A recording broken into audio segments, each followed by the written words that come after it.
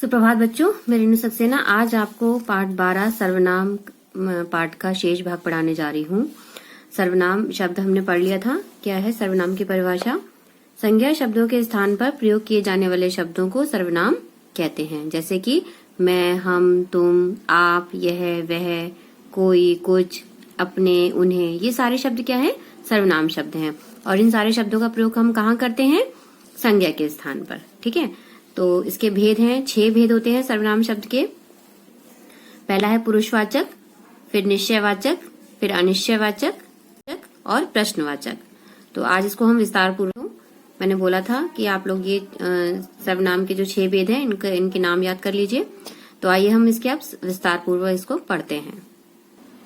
सबसे पहले आता है हमारा पुरुषवाचक सर्वनाम।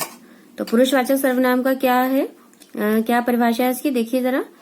जो सर्वनाम शब्द बोलने वाला अपने लिए, सुनने वाले के लिए अथवा किसी अन्य व्यक्ति के लिए प्रयोग करता है उन्हें पुरुषवाचक सर्वनाम कहते हैं। जैसे मैं, हम, तुम, आप, वह, वे आदि। ठीक है, मतलब कि जिस भी सर्वनाम शब्द को बोलने वाला, मतलब कोई कुछ बोल रहा है, कोई वाक्य बोल रहा है, तो वो जो वाक्य है तो वाक्य बोलने वाला और सुनने वाले के लिए, जिसको हम बोल रहे हैं, जिसको हम सुना रहे हैं, ठीक है, या किसी अन्य व्यक्ति के लिए हम प्रयोग कर रहे हैं तो उसे हम पुरुषवाचक सर्वनाम कहते हैं। अब इसको 3 भागों में विभाजित किया है। सबसे पहले है उत्तम पुरुषवाचक सर्वनाम, फिर है मध्यम पुरुषवाचक सर्वनाम, फिर है अन्य पुरुषवाचक सर्वनाम। तो उत्तम पुरुषवाचक सर्वनाम में क्या है, देखिए इसकी परिभाषा। जिन सर्वनाम शब्दों का प्रयोग बोलने वाला अपने लिए करता है उन्हें उत्तम पुरुषवाचक सर्वनाम कहते हैं। जैसे मैं क्रिकेट खेलता हूँ, हम मैच जीत गए। इसमें मैं क्रिकेट खेलता हूँ तो इसमें मैं क्या है? उत्तम पुरुषवाचक सर्वनाम है। मैं अपने लिए बात कर रही हूँ। जैसे कि मैं पढ़ा रही हूँ, मैं आपको पढ़ा रही हूँ, तो मैं अपने लिए बात कर रही हूँ, तो मैं क्या हो गया यहाँ पर? उत्तम पुरुषवाचक सर्वनाम हो गया। इसी प्रकार हम, तो हम मैच जीत गए, तो हम भी क्या हो जाएगा? उत्तम पुरुषवाचक सर्वनाम है। यहाँ पर हमने की बात करी है, अपने लिए बात कर रहे हैं हम। ठीक है, फिर खा नंबर पर देखिए क्या आ रहा है, मध्यम पुरुषवाचक सर्वनाम। तो मध्यम में क्या होगा? बोलने वाला जिन सर्वनाम शब्दों का प्रयोग सुनने वाले के लिए करता है उन्हें मध्यम पुरुषवाचक सर्वनाम कहते हैं। जैसे तुम भी तो कुछ कहो, आप भी हमारे साथ चलिए। या फिर हम कह सकते हैं तुम एक अच्छे लड़के हो, या तुम अपना काम, या कह सकते हैं कि तुम प्रतिदिन विद्यालय जाया करो। या हम कुछ भी कह सकते हैं, कोई भी वाक्य बनाएंगे जहां पर तुम शब्द का प्रयोग हो रहा है या आप शब्द का प्रयोग हो रहा है, जहां पर मैं किसी और के लिए बात कर रही हूँ, मैं किसी सामने वाले से जो कह रही हूँ वो डायरेक्ट उससे बात कर रही हूँ कि तुम ऐसा काम करो, तुम पढ़ाई पे ध्यान दो।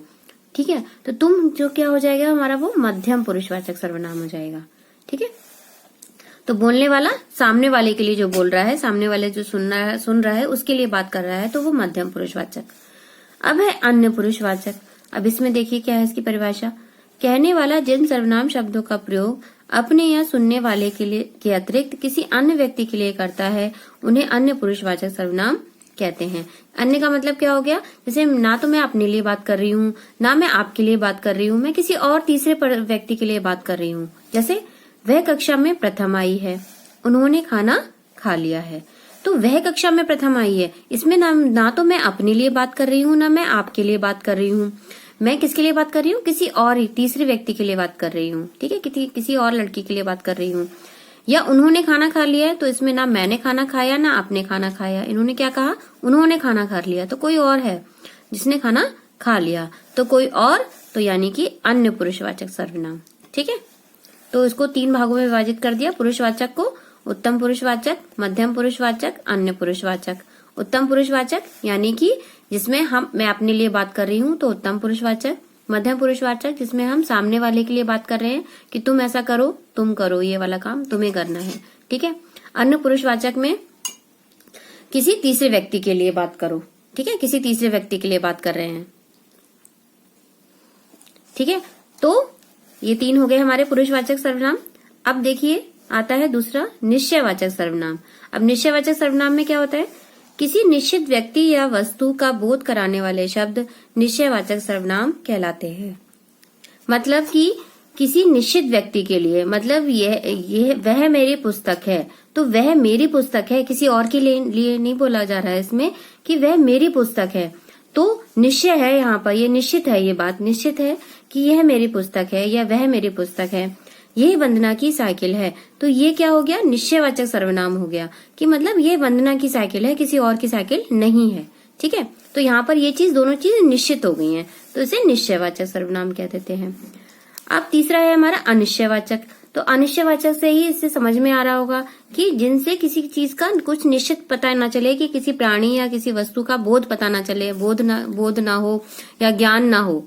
जैसे इसकी परिभाषा हम पढ़ते हैं, जैसे कि जिन सर्वनाम शब्दों से किसी निश्चित प्राणी या वस्तु का बोध नहीं होता, वे अनिश्चयवाचक सर्वनाम कहलाते हैं, जिनके बारे में हमें कुछ पता नहीं है कि क्या है ये। जैसे यहाँ पे निश्चित था कि वह मेरी पुस्तक है। अब यहाँ पे कोई भी पुस्तक रखी हो और हम इसके बारे में निश्चित ही नहीं है कि ये किसकी पुस्तक है, तो वो क्या हो गया, अनिश्चयवाचक सर्वनाम हो गया। जैसे कि दाल में कुछ गिर गया। अब दाल में कुछ गिर गया, क्या गिर गया नहीं पता, कंकड़ गिर गया, मक्खी गिर गई, या फिर पत्ता गिर गया, या कुछ और गिर गया, कुछ नहीं पता। तो दाल में कुछ गिर गया यहाँ पे अनिश्चित है, कुछ भी निश्चित नहीं है। कोई तुम्हें पुकार रहा है, तो कोई तुम्हें पुकार रहा है, पता नहीं कि कौन पुकार रहा है, कि तुम्हारे माता पिता पुकार रहे हैं, पिता पुकार रहे हैं, भाई पुकार रहा है, या बहन पुकार रही है, या तुम्हारा कोई मित्र पुकार रहा है, कुछ नहीं पता। तो कोई तुम्हें पुकार रहा है, तो वो यहाँ पर क्या हो गया, आपका अनिश्चयवाचक सर्वनाम। ये तो बहुत आसान था। अब आता है संबंधवाचक सर्वनाम। संबंधवाचक सर्वनाम में क्या है, जो सर्वनाम शब्द वाक्य में आए संज्ञा और सर्वनाम शब्दों का संबंध बताते हैं, वे सर्वनाम शब्द कहलाते हैं। जहां पर दो संज्ञा और सर्वनाम शब्दों का कोई संबंध होगा, जैसे कि कोई इन दोनों में रिलेशन बताएगा, कोई संबंध बताएगा, तो वो संबंधवाचक सर्वनाम कहलाएगा। जैसे कि यहाँ पे संबंध से ही समझ में आ रहा है, कोई रिश्ता होना चाहिए, कोई नाता होना चाहिए। जैसे जहां परिश्रम है वहां सफलता है, वहां का संबंध नजर आ रहा है कि जहां परिश्रम है, मेहनत है, वहीं पर सफलता है। जैसा करोगे वैसा भरोगे, तो मतलब जैसा तुम कोई काम करोगे वैसा ही तुम्हें उसका भोगना पड़ेगा। तो जैसा करोगे जैसा वैसा में संबंधवाचक सर्वनाम का प्रयोग हुआ है। ठीक है, अब है निजवाचक सर्वनाम। निजवाचक सर्वनाम में क्या है कि वे सर्वनाम शब्द जिनका प्रयोग स्वयं अपने लिए किया जाता है, निजवाचक सर्वनाम कहलाते हैं। जैसे कि हमें अपना काम स्वयं करना चाहिए, तुम्हें खुद वहां जाना चाहिए। ठीक है, तो स्वयं क्या है, निजवाचक है। यहाँ पे हम अपने लिए बात कर रहे हैं, ठीक है, अपने लिए बात कर रहे हैं, और यहाँ पर हम दूसरे के लिए बात कर रहे हैं कि तुम्हें खुद वहां जाना चाहिए, तो खुद में भी निजवाचक सर्वनाम का शब्द का प्रयोग हो रहा है। ठीक है, तो जहां अपने लिए बात कर रहे हैं तो वहां पर क्या है, निजवाचक सर्वनाम हो जाएगा। अब प्रश्नवाचक सर्वनाम। प्रश्नवाचक सर्वनाम से तो आपको समझ में आ ही रहा होगा कि प्रश्न का मतलब क्या, तो जहां पर भी प्रश्न वहां पर प्रश्नवाचक सर्वनाम। जैसे कि इस डिब्बे में क्या है, तो क्या है, हमारा सर्वनाम शब्द है। अब क्या है पता नहीं क्या है, तो ये प्रश्नवाचक सर्वनाम। तुम्हारे घर कौन आया, तो कौन आया, तो उसका मतलब कौन आया, पता नहीं कौन आया, तो कौन क्या है, हमारा सर्वनाम है, और कौन सा इसका भेद हो गया, प्रश्नवाचक सर्वनाम। ठीक है, तो ये आपके सारे सर्वनाम शब्दों के भेद हो गए। सबसे पहले पुरुषवाचक, फिर निश्चयवाचक, अनिश्चयवाचक, संबंधवाचक, निजवाचक और प्रश्नवाचक। तो ये सर्वनाम शब्द के 6 भेद हो गए, जिन्हें आप लोगों को अच्छे से पढ़ना है और समझना है। कुछ भी समझ में नहीं आएगा तो मैं आप लोगों को लाइव क्लास में और अधिक समझा दूंगी। धन्यवाद।